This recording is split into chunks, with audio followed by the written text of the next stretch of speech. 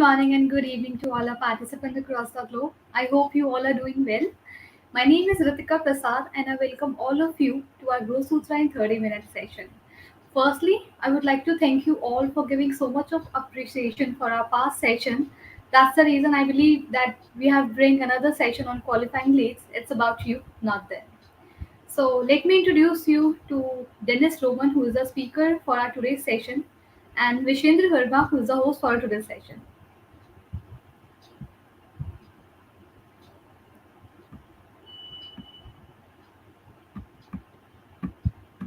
So, our past three sessions were on qualifying leads, which provided knowledge and strategies that were effective prospecting key to sales success and mentioned some crucial frameworks such as BANT, MEDIC, CHAMP, and many more. So, just in case you have missed our past sessions, you can visit our YouTube channel and watch the on demand video over there. So, before we start our session, I request all the participants as you're joining our session, please introduce yourself by mentioning your name and your location in the comment section. Also, if you have any query, you can put that in the chat window and we'll try to answer that. So, let's begin with another insightful session. Over to you, Vishwendra and Dennis.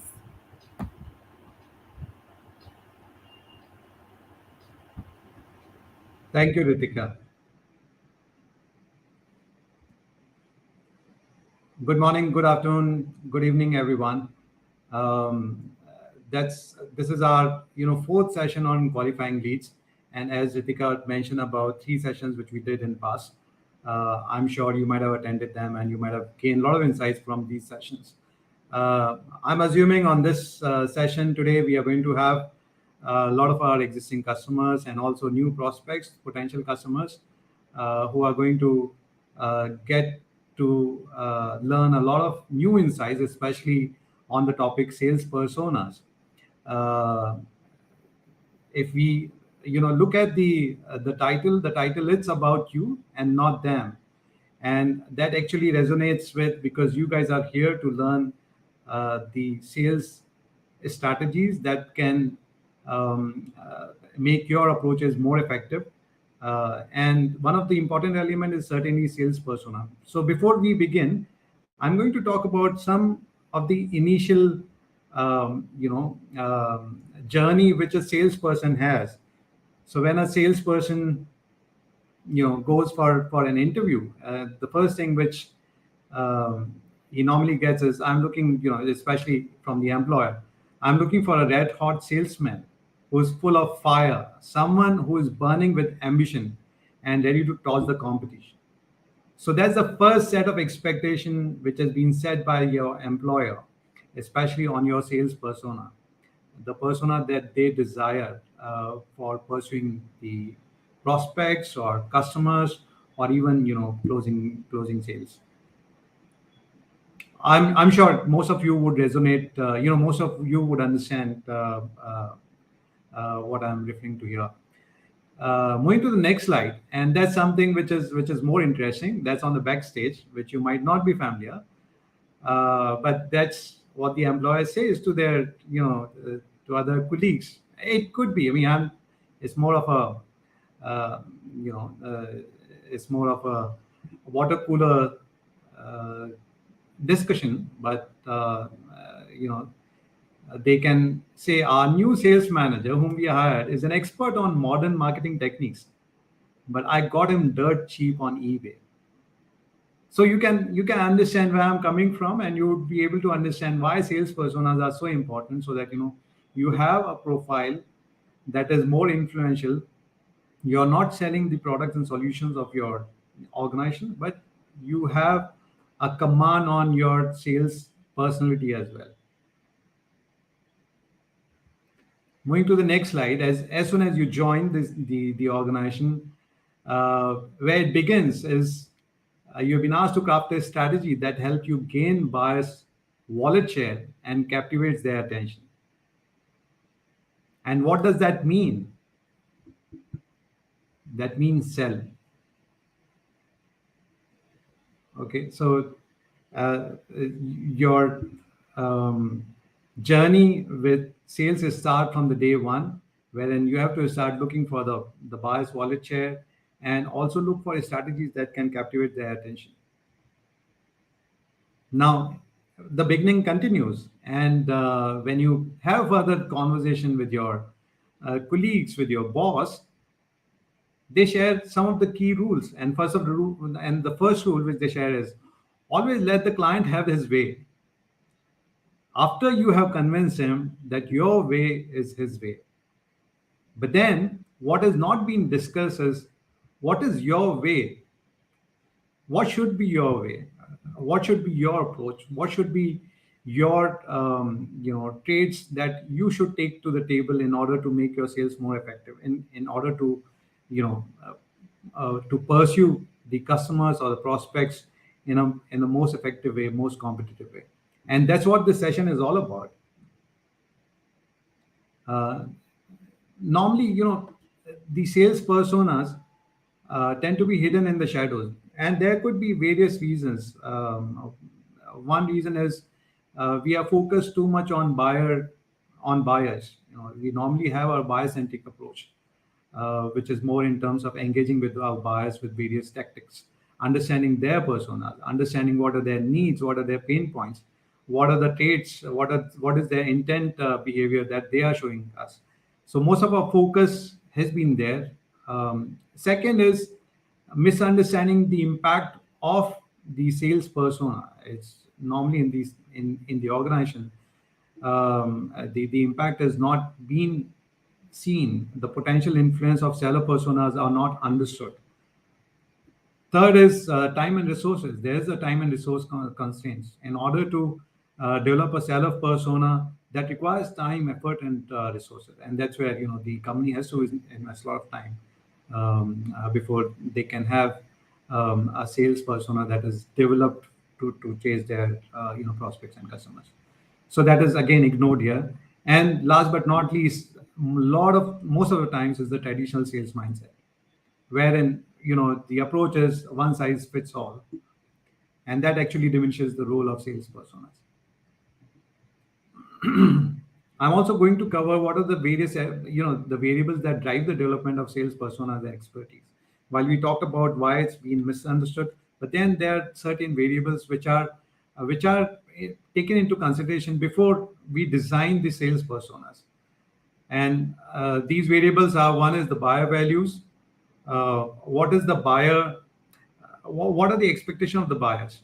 Um, the buyer could have an expectation of a self-service, digital self-service. They want to go to your site, buy the, have a demo, and then make a purchase right on your website. So what is important is you need to then align with their expectation to make the entire engagement digitally more engaging.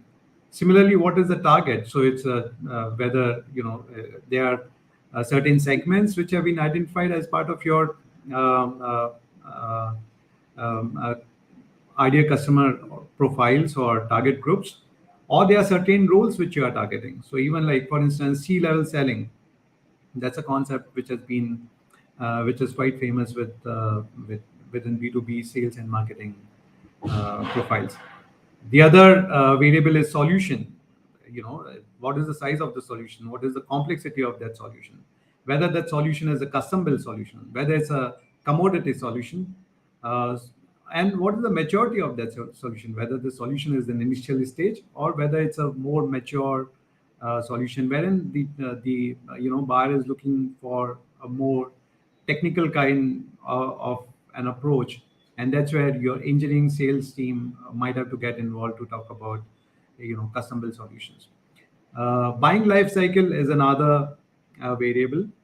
So especially SDEs, sales development executives or BDRs, they normally are involved in the initial buying cycle, wherein they set up the appointments, they create awareness about your products and solution, and then they pass on these leads to the sales teams. Last but not the least is the market dynamics, and there are certain personas which we are going to be covering, especially in terms of when there's a recession, what kind of sales approach that you can have. Even if we are looking in terms of market dynamics, there are certain industry groups where there are certain salespeople who have an expertise in those specific industries, then those expertise are preferred. All right, so um, I'm going to move to a question: why sales personas are critical? And there are four options. You may probably share your preference in terms of why you see sales personas are critical, whether it's because you want to sell smarter, you want to connect deeper, want to outshine competition, make money, or it's all of these four options. So in the comment section, you can share your answers so that we can send by what is the element, or and if you have any other preference, you can also share your preference or your perception why you see sales personas are critical. So while you are typing your message, I'm going to add Dennis as part of this session. He has been waiting in the studio. Hi Dennis, good morning. Hello, Vish. Hi, Ritika, and hello to everybody in the audience today. Welcome, welcome, welcome. So glad to be here. All right. So I believe some of the audience might have shared their comments, but it's still not appearing here. But we can move to the next slide, and we can begin with um, you know the personas which are most famous in the industry, which is, are you a hunter or a farmer? And you might have seen some of these, discussion, or even when you have introduced yourself as a salesperson to other people, people would certainly, most of the times they ask, are you a hunter or are you a farmer? Okay, and so I'm assuming that most of you would be familiar with hunter and farmer approach. But what is more interesting to understand, what is the genesis of this hunter and farmer hypothesis? This has actually been mentioned by Tom Hartman in his book Attention Deficit Disorder, wherein he actually, his son was suffering from ADHD, and then he wrote a book talking about why hunters, how difficult it is for hunters to move to become farmers. And then he proposed certain psychological behaviors as part of his thesis, as part of his research. But that's something which is interesting to note.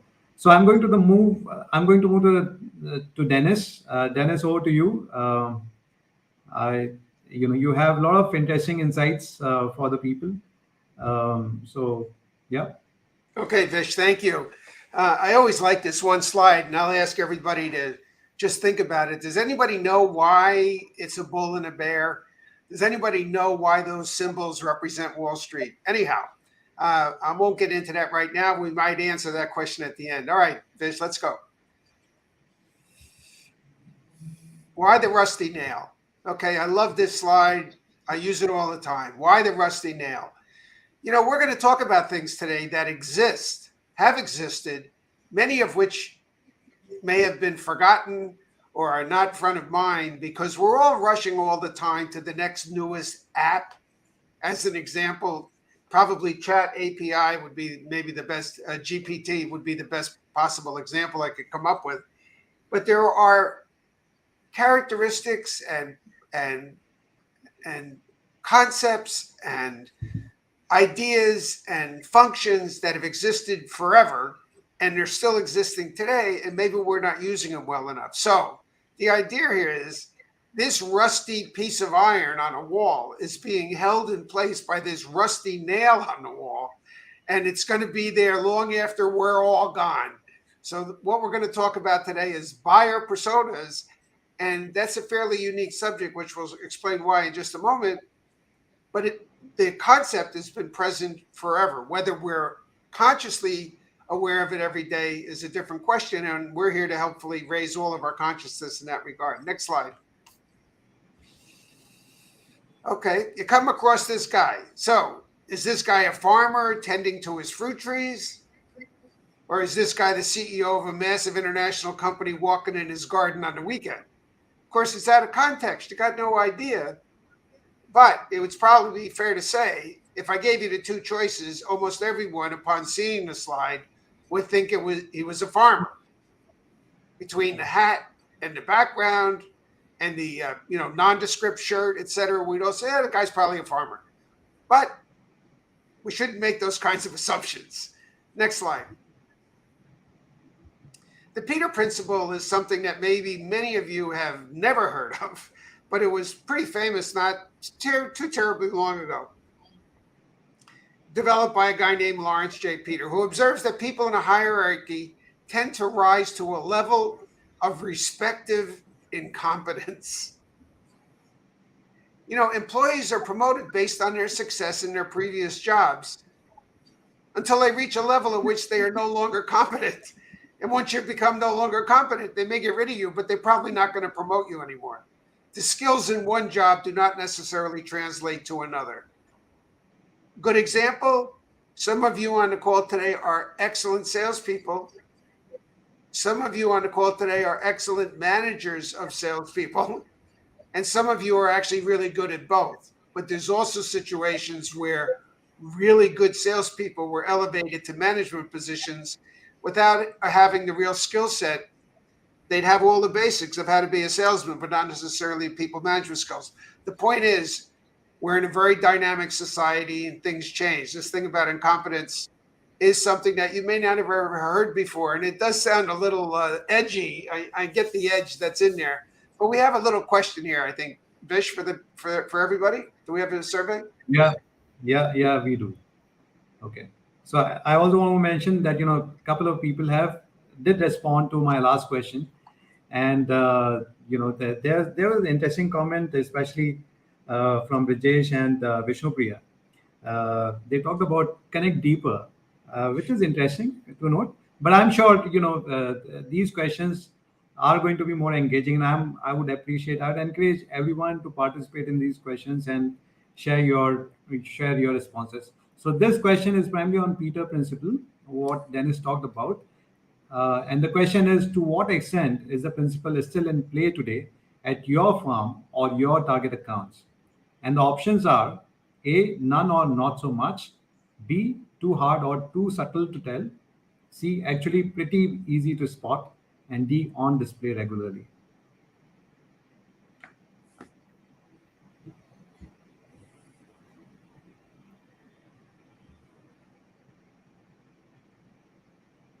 Okay.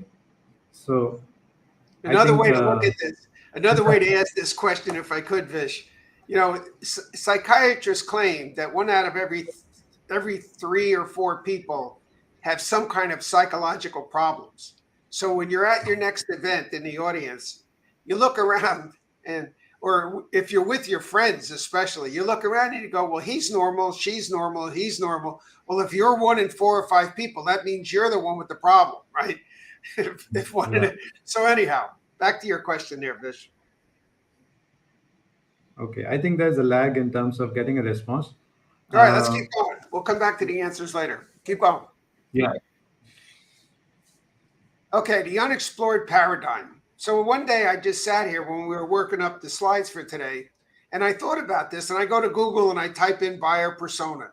When I got the 156th page of hitting enter, next, enter, next, I got the 156, I stopped.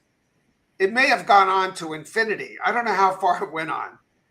I don't know if anybody knows how to get to the end of the search field on how would I know what the last page was without going next. Maybe if somebody knows, they can put that in the chat. I did the same thing for seller persona, and 16 pages later, Google stopped. It had nothing else to tell me or choices to go to for seller persona, which means relatively, statistically, this is a quite unexplored area. Let's go to the next one. So here's 2 personas, Prince Charles and Ozzy Osbourne. They're both male. They're both born in 1948. They're both raised in the UK. They're both married twice. They both live in a castle, and they're both wealthy and famous. But if one presumed that the arguments one would make to one would have any interest to making those arguments to the other, you'd probably go, yeah, not so much, I don't think. And I realize when you're going into a bank or a manufacturer or a chemical company or an airline trying to sell something, this isn't what you're going to be up against. There isn't going to be a Prince Charles or an Ozzy Osbourne, but it will be true that two people with the same job description at the same institution, theoretically, or two different institutions, can have very disparate personalities. So that's all this is supposed to show you. And I give credit to Tim Vanderweil. He put that together, and I've been giving him credit ever since. I thought this was perfect.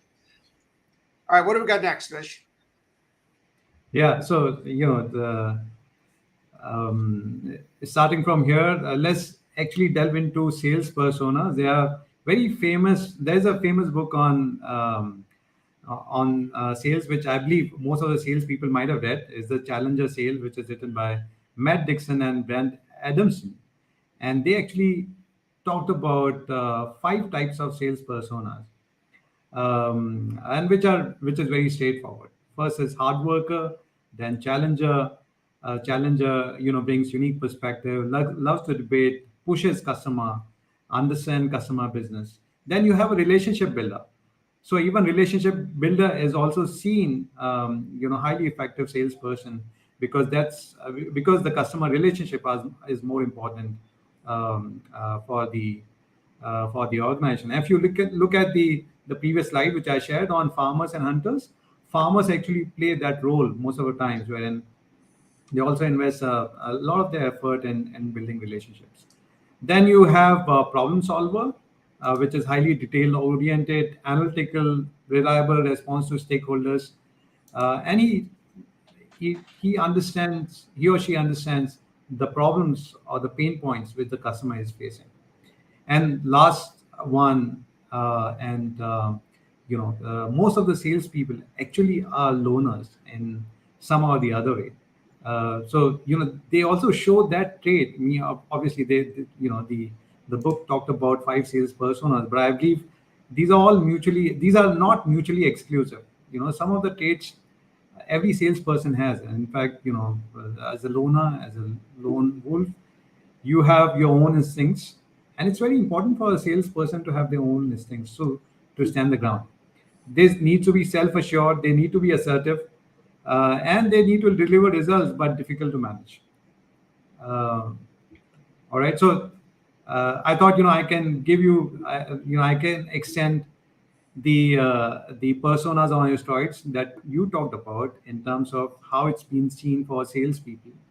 What are the different types of sales personas? And from here, we can move to a question, which is which sales style would you prefer as a buyer?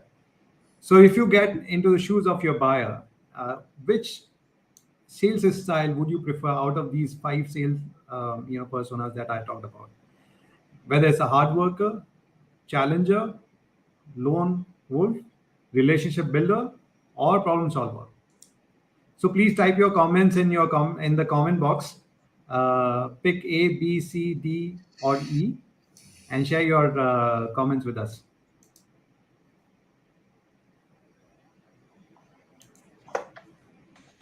Okay. I think while we wait for the audience to respond, we can move to the next slide, wherein we can talk about some of the stats that has also been covered on each of these personas in that book. And these are some very interesting facts which they talked about. One is that 40% of top sales performance primarily use a challenger style. Top performers were more than 2x likely to use a challenger approach than any other approach. Over 50% of all star performance fit the challenger profile in complex sales. And only 7% of high sales performers took a relationship building approach, the worst performing profile. as part the five personas that Matt Dixon talked about. So yeah, we have got some responses, and these are interesting responses. So most of the people have picked Suresh, Manish, Vishnupriya. They have picked D, while Pramod, um, Satyanarayan, and Swati, they have Pramod and Satyanarayan, they have picked E, and then there's Swati has picked B, which is quite interesting. So, but I believe you'll get the answers from this slide. If we, in terms of the analysis which the team did and their findings. So the most likable profile is the challenger profile, which is in contrast to, when you look at as a buyer, when you kind of look at the you know the personas, is the relationship builder or problem solver, but then what works as a salesperson is the challenger style. Okay, over to you, Dennis. Yeah, I think that's a great observation. Thank you for that, Vish. I don't know how many people would have really known that in a general audience, right? You're standing at the annual sales meeting at any technology company. Let's just assume it was at the beginning of the year, maybe December, January or something, and you asked a room full of 500 people who were all salespeople, which of these types are going to be the most successful? And it would be really interesting to see how many people want to be the relationship person, when in point of fact, what's most productive is the challenger, a respectful challenger. I get it, but every challenger. So this is a fairly simplistic example. I don't know how many people actually ever think about this. A lot of us don't. And a lot of us have risen up as social animals without actually giving this much thought. But as an example, people who are on call centers, they have been trained to use the name of the person they're talking to. Well, thank you, Mr. Roman. I'm really glad you joined in today. Thank you, Mr. Roman. That's a really good idea. Mr. Roman, I'm sorry you had that experience. They're constantly using my name or your name. Okay, that drives the likelihood that or let me say it this way, everyone loves to hear their name used. Not taken in vain, but the more your audience is, or the more you're able to, or they're able to use the names, the more likely you will be to buy from them or them to buy from you. All right, that's the verbal example of both of these slides. Hand gestures are the same thing. I mean, literally, we've been taught that going like this is a defensive posture. You shouldn't do that. Well, that's really too simplistic. Folding your hands over your chest, you may just be cold. Well, I'm bringing it up because if the guy you're talking to or the person you're talking to is doing this, if you subtly do it, not knee jerk, oh, he did that, I'm going to do this, he did that. But if you say person leaning against the wall, there's nothing reason you could lean against the wall with your shoulder. That's what body language is. And these people are exhibiting common body language. And as a matter of fact, the person that you're interacting with, if you're not too obvious about all of this, will be flattered, even unconsciously flattered by or said another way, if you're at a meeting and you're talking to somebody, take notes. Even if you're writing down a recipe for a cake you want to make, take notes, because the person you're talking to is flattered by the fact that you would take notes about what they're saying. Okay, well, the next one I think is a good one as well, Vish. You take this question. Go ahead, Vish. Okay, yeah. So body language and what else? So in order to, as per your experience, please name other three equally important characteristics similar to body language. So you can, that's a question for you, and you can type in your preference in the comment section. This can be tone of voice, appearance, point of view, speaking style and cadence, vocabulary, frames of reference, IST versus EDT. So, And Vish, let me make two comments about this. Okay, yeah, the frame of reference, the IST versus EDT, what I mean by that is, and I'm guilty of this, I have a lot of customers, and acquaintances and professional friends and all of that coming out of India.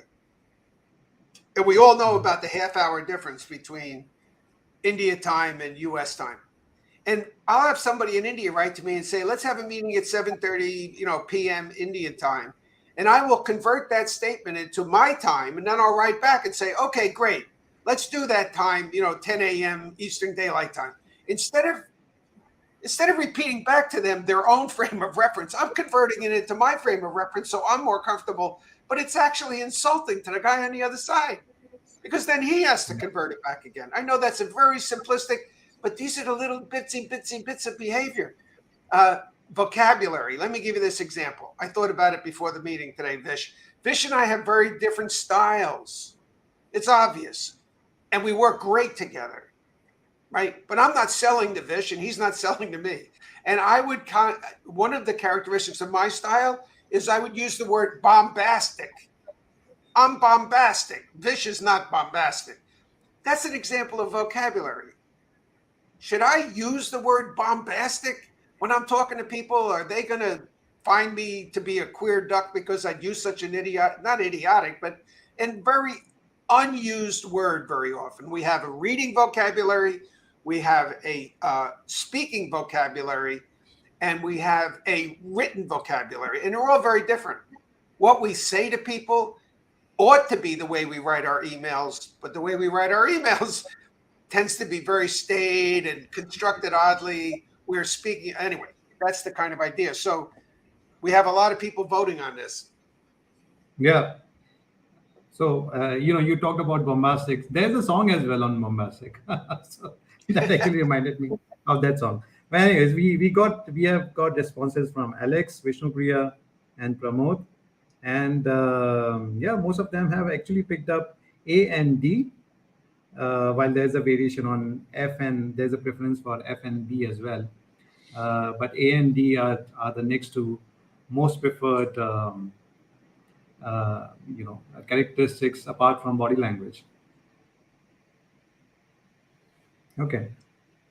Okay, we have got another responses from Altaf. It's again ABD. So do you have any further comments here, or shall I move to the next slide, which is again linked to?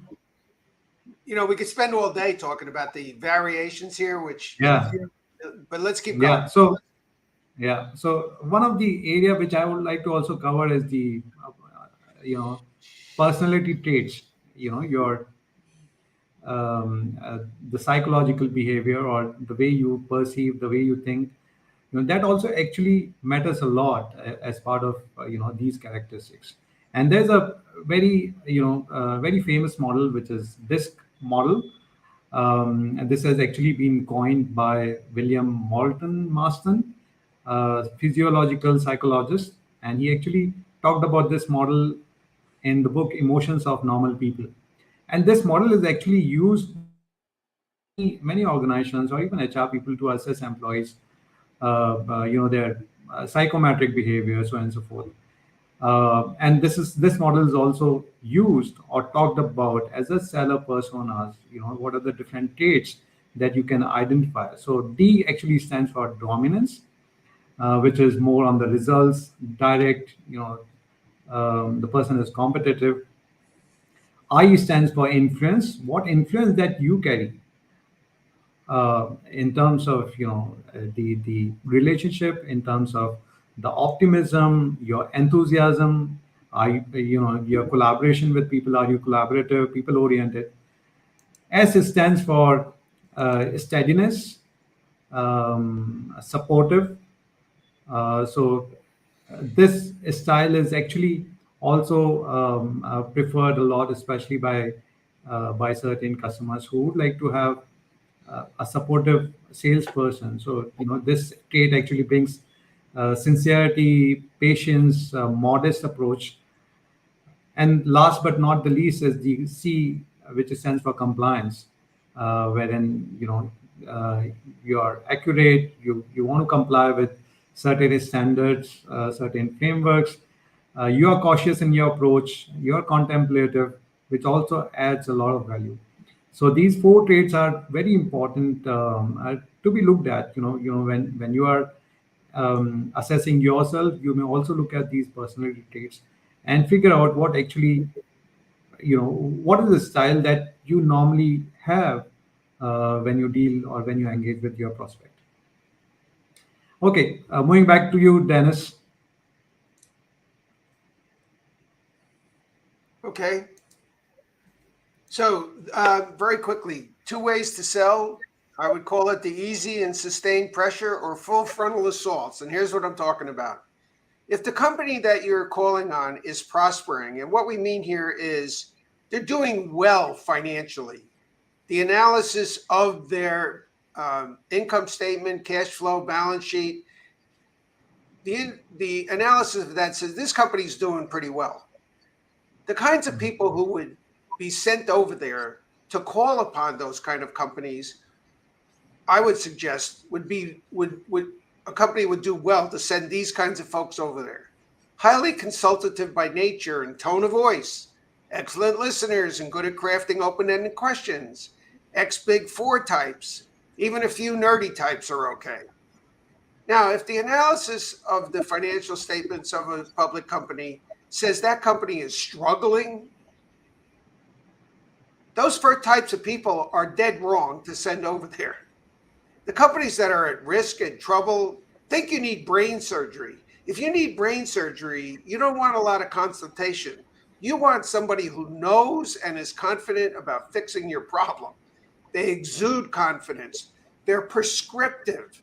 They're fixed views. They're succinct. They make extremely strong eye contact. A lot of precision, dogmatic, ex-military types. I appreciate this is kind of like a binary situation, but just think along those lines.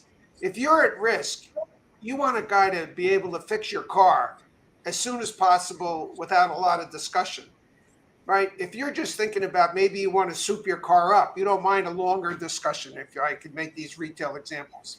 Okay, let's go to the next slide, Vish. So the concepts are simple. Test your sales teams to surface their natural and internal bias towards selling. Are they gung-ho, take no prisoners, regardless of any external factors? Or are they more laid back and allow the goodness of what they are selling to do the heavy lifting? The more biased each team is, the better. The better you can leverage those skills. There is ample room and even critical need for both. So separate the teams or specialize the teams. Sales, biz dev, pre-sales, marketing, and even diversify. So you have easy and sustained pressure teams and you have full frontal assault teams. Specialization is, in my view, the way to approach these kinds of customers, the ones that are prospering and the ones that are struggling. And it's not even at the corporate level. All of those statements are also true at the line of business level. Amazon is prospering. Not all of Amazon's businesses are prospering. And nobody sells to Amazon. Everyone sells to a line of business at Amazon. Okay, Vish, next slide. Yeah, that just want to mention that we are on the top of the hour, and we do not want to miss any questions. If the audience has any questions which they want to ask Dennis or me, please share your question on the comment box, and we'll try to answer your question. While we have a couple of more slides, but I'm going to quickly run through these slides. I want to actually talk about one of the persona that we actually earlier referred to is the challenger persona, and what is the challenger journey that is normally seen. So primarily, it's for you to understand the concept. It's not that I'm promoting challenger persona, but it's primarily just to give you an understanding of the concept of seller persona and how it should be seen moving forward. So we'll take a B2B scenario, B2B buyer scenario, wherein the buyer has 80% budget for existing commitments and 20% for discretionary spend. And that's where, when the salesperson, they comes to know about the buyer's budget. And since there's a pressure on the discretionary spend, buyer in especially if the buyer is impacted by certain marketing certain market conditions, especially like downturn or recession, they would normally increase the commitment on existing uh, engagements, while they would reduce their discretionary spend. So that's where the salesperson struggles in terms of how to do sales, especially in certain scenario, and that's where the challenger sales persona has been talked about. So there's a style which is actually been covered as part of the HBR article, which is on in a downturn, provoke your customers. So it's a provocation based selling, which is again it's aligned more or less with the challenger sales, but the provocation actually provides new perspective. It targets the needs that customers have not put a name to, and that's not an identified need, but they have that need, and the selling actually encourage dialogue, resource intensive, but sure, while as compared to provocation based selling, there's a solution based selling, which is more in terms of competing for vendor preferences with an existing budget, aligns with prevailing point of view, addresses identified pain points. And the third is the product-based selling, which is a traditional sales style, wherein we talk about products, features, benefits, functionalities. So in that kind of scenario, the provocation-based selling is being suggested, and there have been certain examples which have been also shared. But if I look at the challenger sales messaging journey, this is what the challenger sale book actually talked about. There's a journey wherein there's a in the entire journey you have a level of customer excitement, either in terms of negative or positive. And then there are three stages which normally salespeople take in terms of their messaging style. One is teaching, which is creating awareness, keeping the prospect contact warm, reframe their messages so as to make them understand their need. Then they tailor their approach, and then they take control. But if I look at the normal sales approach, normally from warmer, as soon as salespeople warm the contact, they talk about their solution. So they do not want to go through the entire cycle, but they skip that cycle and they talk about the solution. The other approach is when you talk about the pain points, you reframe the scenarios where you can position you straightforward, then talk about the solution, and that is normally seen as a normal sales approach. But when you look at the challenger sales approach, you also look at the value of despair. So wherein you start questioning the customer or prospect, especially on their needs, on their what is essential for them in that style, whether in their scenario, wherein they are having a 80% budget for existing commitments and 20% for discretionary. And then there's a value of despair that the prospect goes through. There's an emotional impact, and that's where you get an opportunity to position a new approach, or position the latent need which the customer may have, and make them understand, yeah, this is essential for you, and then you position your solution.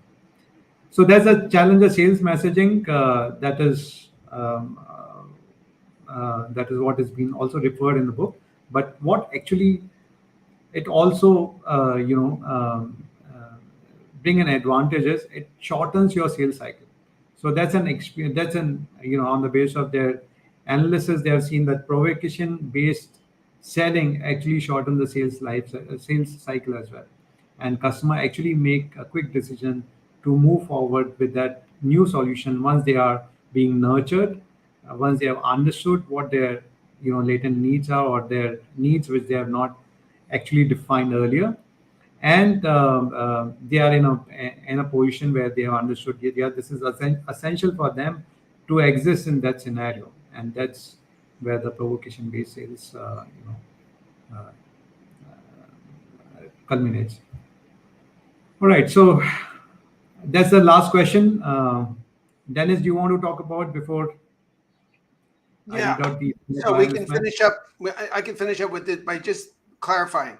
If you find yourself in a bad match, you realize you're bombastic and the person you're talking to isn't. Okay. So Hmm. don't despair. First off, just be aware that there is a mismatch. The person Hmm. you're talking to is probably never going to say it to you. And you may, without having taken the webinar today, you may have never even thought about it. But if you now recognize you got a mismatch on your hands, that's half the battle. Because if you do realize there's a mismatch, which is going to endanger your success rate, that's what a mismatch kind of means.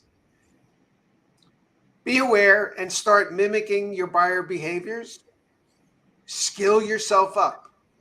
Um, some I am very used to speaking in New York speed.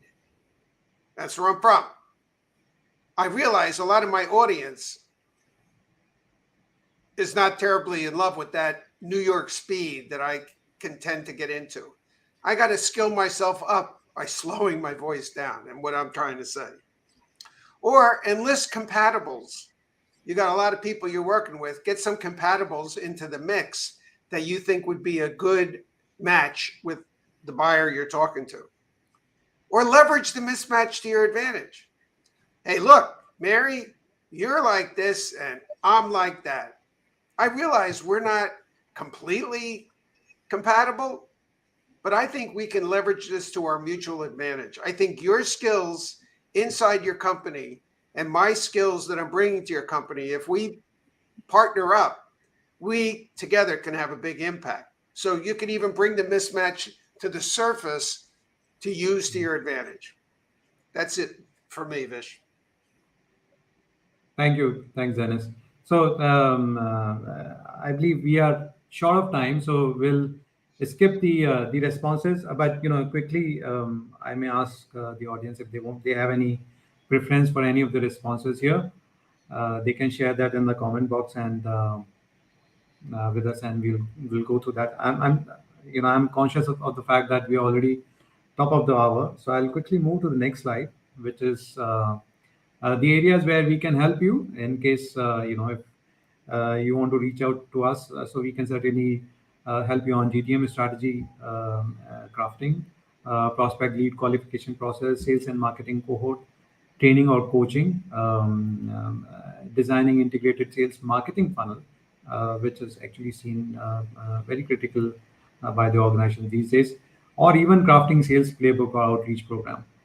So you can reach out to us, me and Dennis. We have shared our email IDs here. For Dennis, it's Dennis at romansnumbers.com, and for me, it's Vishwendra at growthsutras.com. So feel free to share your comments and do join the next session. The next session is going to be an interesting one. So it's an extension to today's session, and we'll be actually talking about buyer's persona in the next session. So, how buyer's persona can be a key to winning for you, and this is an important session wherein you'd get to understand the personality traits which the buyer shows and how these personalities, what are the approaches that you should have in order to engage with certain buyer personality. So that's some more interesting insights which you're going to get from that session, and this is not going to stop here. We'll have another session which is going to talk about the GTM strategy and the roadmap that needs to be followed. So this series is going to be a longer series, and we'll try to cover as much as topic as possible as part of this series. Thank you so much for joining this session, and thanks for making it more engaging. Do share, do keep share. We have got some responses. Pramod did share a response for the last question, and thank you, Pramod, for staying back till that long. Um, and thank you so much for joining again. Thank you, Dennis, and thank you, Ritika, for being supportive here. I will look forward to the next session, and we'll soon catch up. Thank you, Thank you so Vish. much. Thank you, Ritika. Bye bye. See you next time. See you. Bye.